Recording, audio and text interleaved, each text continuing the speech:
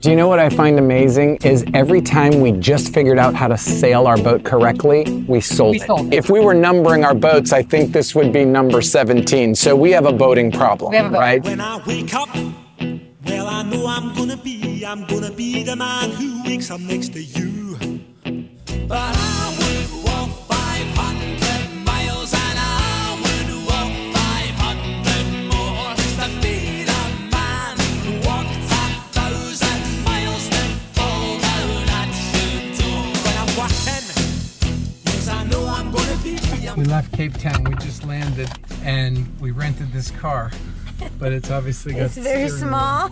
Got the steering wheel on this side instead of that side. And it's like a clown car. I really Well, expect I actually have a clown car right now. I expect you to be driving right now. They didn't count on the Smiths and 6 bags of luggage.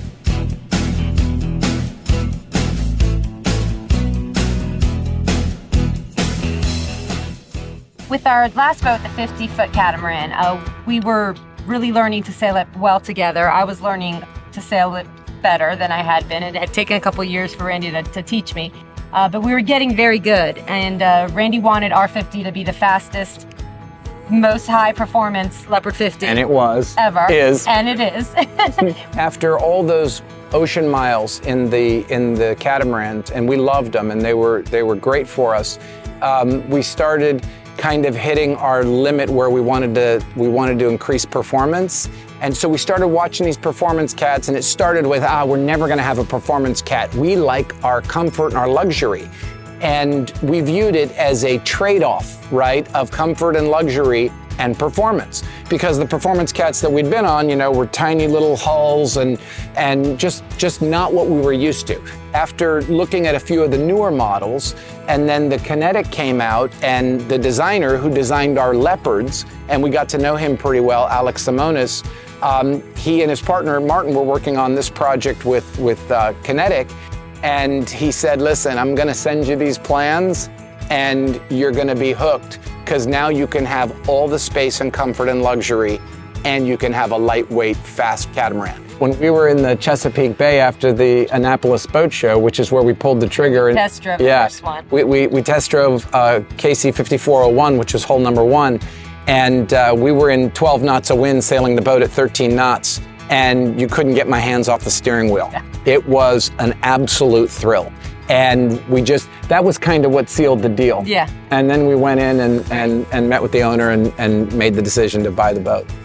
We just saw it in the yard, and it's amazing. It's exactly what we visioned, so that was a great experience. How did you know we wanted to come straight down and see the boat? Frowning and all straight. Leon is here showing us the boat. No more Zoom calls. Leon, this gives me a headache. I thought building boats was easy. Hole 5? Oh, you're actually assembling 04 already? There's our boat.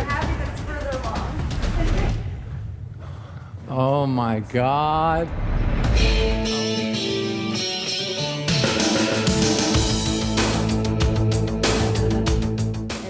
Oh my God. Yeah, I'm very happy. It's amazing. Oh my Yeah, God, the systems are all very good.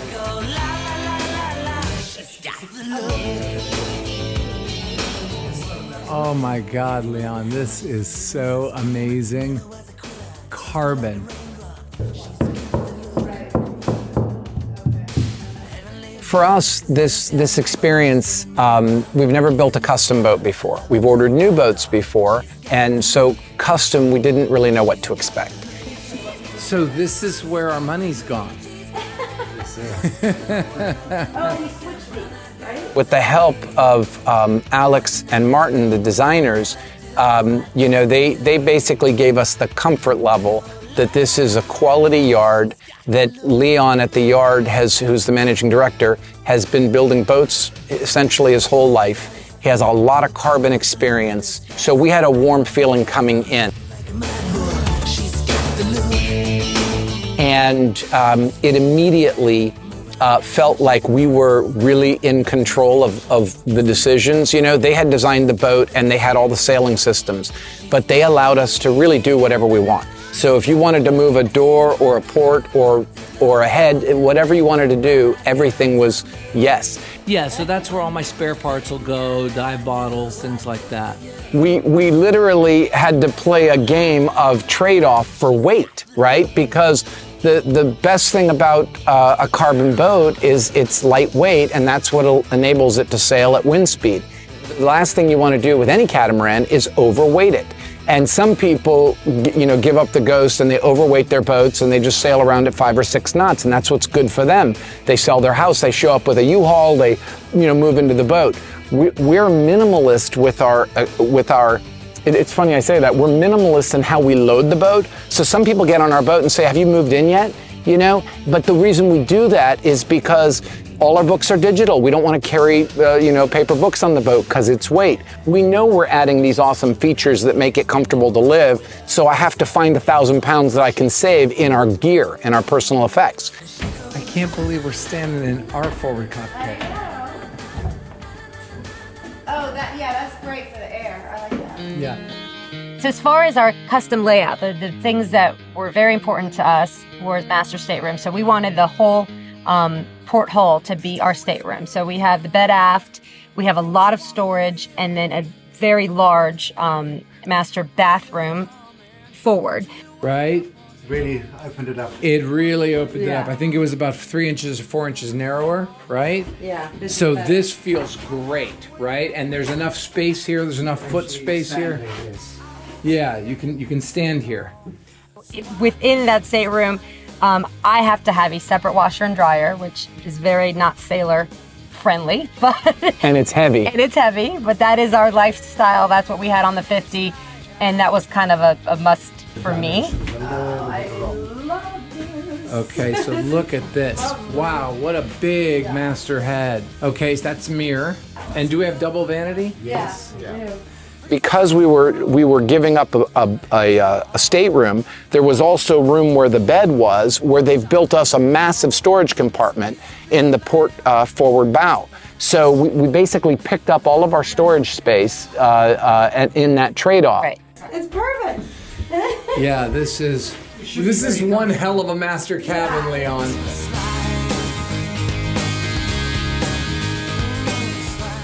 For our guests, so basically we only end up with 2 guest rooms on the starboard hull. And one of the things that we had to change was to make sure each one of them had its own individual head and its own individual shower compartment so that they didn't have to share. That's just what works for our family. Our children are adult children now. They're all married and have children of their own. So when they do visit, that's what we wanted for them to have that privacy. And then you've got full size. Shower. Yeah, huge. It works. What I would call Yeah. American shower. It works. No, but our guests will be. These are 2 great guest staterooms. Yeah. With private showers, decent, And nice crazy heads, headroom. good headroom, good storage. This is really good guest space. And then also in the galley, there were certain things that we had to have, like an ice maker, which we had to find a place for. We're the worst sailors I know. ever. We've got a washer and dryer, a dive compressor, That's part of the comfort. an ice maker. What else did you add to a wine fridge. Oh, what else did you add to the boat? This is amazing. Look at this one.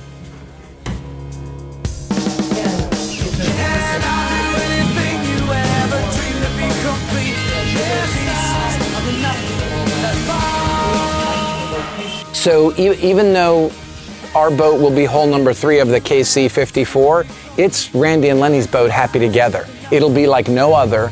Okay, we talked about the light switches are black. I give you the final choice on faucet color and door handles. And it'll be what we consider the best of the best of the best in design and function, from sailing systems to livability to right down to colors. And what's funny is we have 2 houses that look identical, and our boat is going to look like our 2 houses. Yeah. So we're not original in our design. In our design. Yeah, it's also been fun to meet the owners of 5402. We haven't met 5401 yet or 04 yet. Not yet. But getting to know Connie and Yaron has been a pleasure. So we've spent the last few days out test sailing their boat.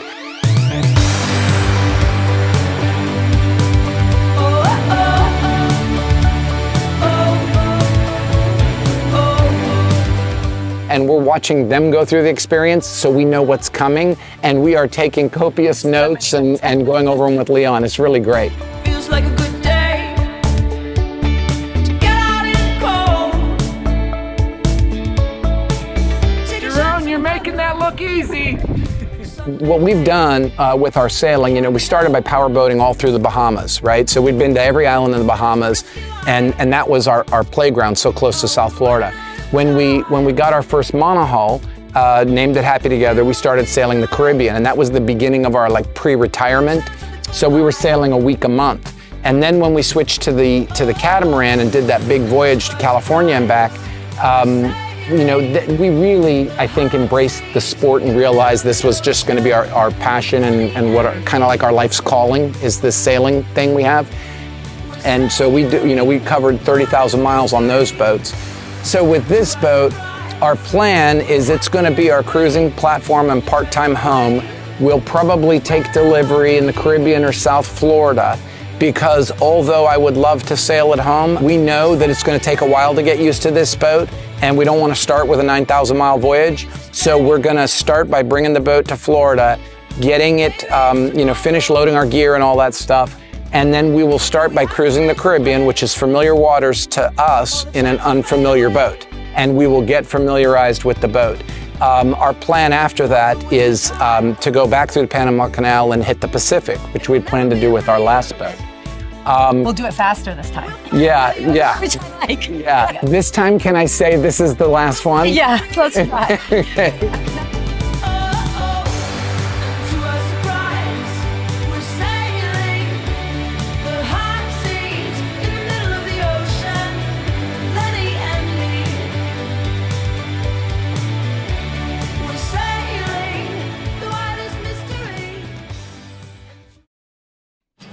Can't be all sailing and boat building, so we are hiking at Plettenberg Bay.